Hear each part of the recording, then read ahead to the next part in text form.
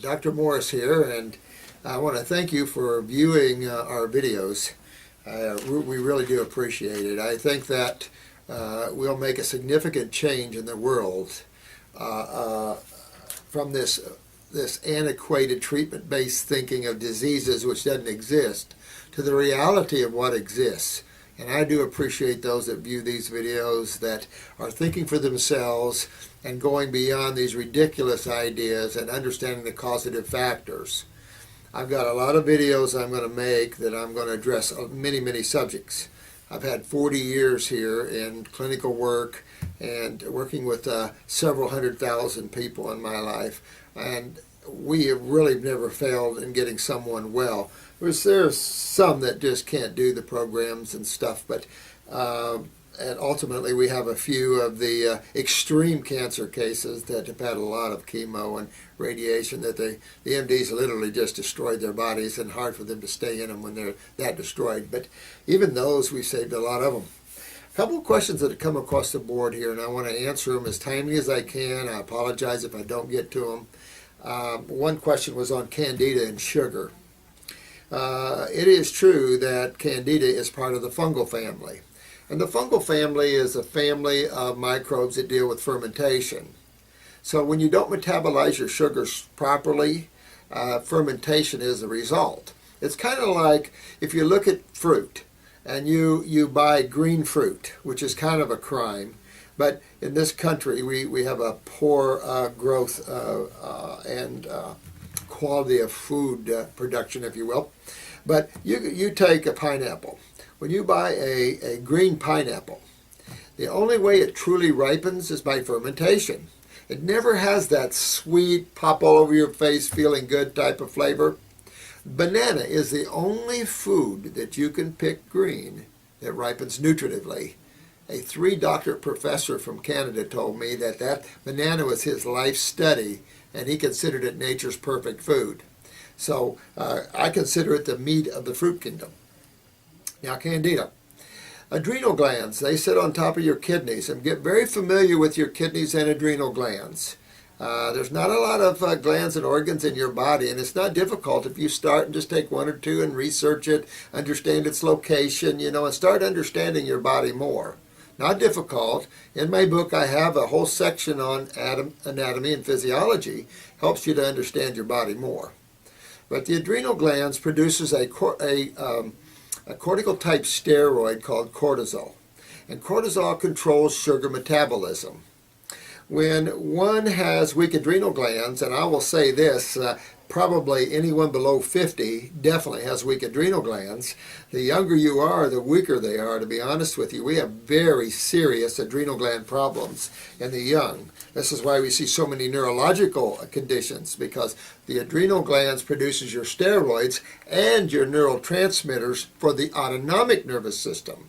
Your autonomic nervous system is located right here in the solar plexus, and I think I did a video on that system showing you what happens when you go under anesthesia or you have a neurotoxin like a vaccine or pesticides or herbicides, how it can shut down that nervous system and literally shut down the different functions of your body, including breathing. However, Candida is again a yeast or fungus that develops in the body, mainly from man's eating of grains and the inability of man to break down these sugars. Somebody thought grains were the greatest food since I don't know what. I had health food stores in the late 60s, and I actually had a grain mill. And I would make you grains. Even my old friend Dr. Jensen, back in his Health Valley Ranch, served whole grain products and things. Well, we didn't realize they were acidic and polysaccharides, meaning a lot of sugar. These type of sugars, man just can't do anymore. They make you fat. We give them to cattle and hogs to fatten them up for market. You got to stay away from the polysaccharides. Simple sugars of glucose, fructose, which is fruit sugar, glucose is vegetable sugar, galactose is milk sugar. Of all the sugars, the fructose is the best. If you're looking at fungus, think of mold. And if you put a piece of bread on your kitchen counter, a piece of cheese, and you put a handful of grapes, which one grows mold on it first? It's not going to be the fruit. it's going to be the bread or the cheese because they're already fermented foods. And that's what mold or fungus, that family's involved in. If you have Candida fungal problems, which most of us do to a certain degree, use the parasitic formulas that we make or somebody makes and go after the fungus overgrowth in your body with botanicals, herbs. Safest, don't use colloidal silver. That's unbalancing body chemistry. And as you can see, some bodies turn blue. A lot of people are getting blue fingernails from it. Don't unbalance body chemistry. Silver's a microtrace metal. Get away from the metals and minerals. Really get into the botanicals, but also clean the sewer system. That's your lymph system. Remember that little commercial Lamisil where the little fungi opens a toe and jumps in and starts playing in your sewer system. So clean your sewer system out. If you've taken sulfa drugs or allergic to sulfa drugs, this is one of the biggest problems that medical doctors have created in people by using antibiotics.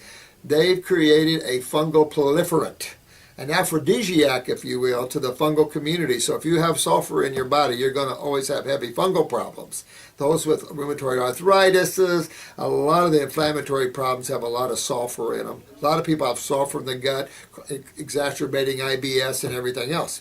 So get rid of that fungus. Clean your lymph system. Go back to that, the 4-part series on your lymphatic system. Understand that well. And of course the kidney and adrenals are at the core doorway of that system.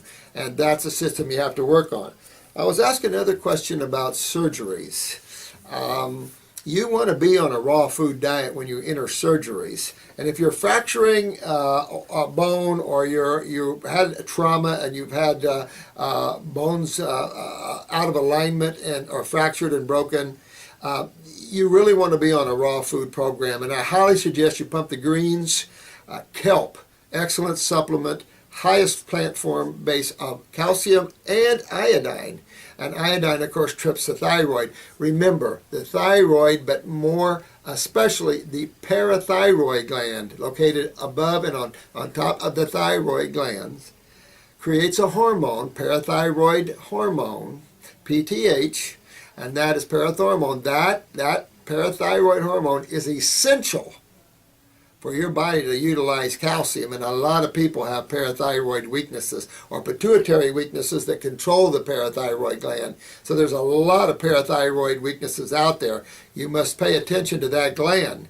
I do use glandulars to help people with those type of conditions because we don't know what herbs are good for the parathyroid, probably more the berries, which are good for all the glands. An endocrine gland formula would be good for that, but to get a faster, more powerful kick to calcium utilization and the repair of structure, you want to get a parathyroid glandular. That's a desiccated parathyroid tissue, kind of gross, but I'll tell you, man is so chronic that our loved ones, the animals, are helping us. So you have to look at it kind of differently maybe, but if not, you use botanicals. I would also use a good bone formula. We have a good bones formula I put together. Got a lot of comfrey and horsetail and all the good accelerators of healing of tissue, proliferators. Comfrey just can't be beat. The FDA always is traipsing off on isolates and then blaming the whole herb for isolate problems. And we'll get into that when we do one on herbs, because you should love and enjoy botanicals. I've used them for 40 years and our success rate is world known. We're renowned for what we do with your body. And I've had extreme scoliosis, old fractures, where the body just completely straightened the body, straightened old fractures, realigned itself skeletally. And so we've got some neat. Fox News ran a story on a quad we did like that. Amazing what your body can do, but you got to get it way up in the alkaline-forming foods. That's fruits and veggies, do a lot of green drinks and pumping green drinks. Another question was related to kidney stones.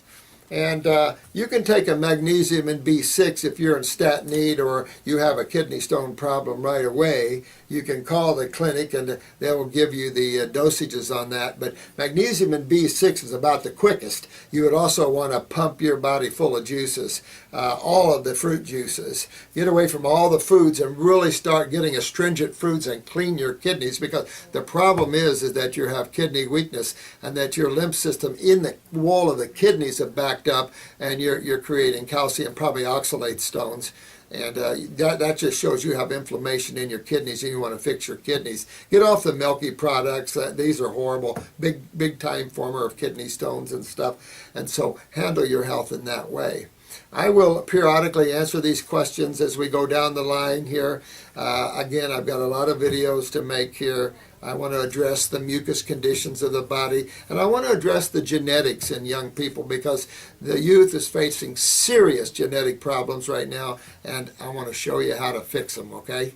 Real important that you guys fix your genetic weaknesses, especially if you're young and before you start to have children. You do not want to pass any more weaknesses or it's going to be a nightmare for some of you guys. So we're already seeing that in here. The children coming in here is just loaded with cancers and mutations. And so let me show you how to fix that one. So till I do another one, it's a real pleasure. And thanks again for watching our videos. Thank you now. Bye-bye.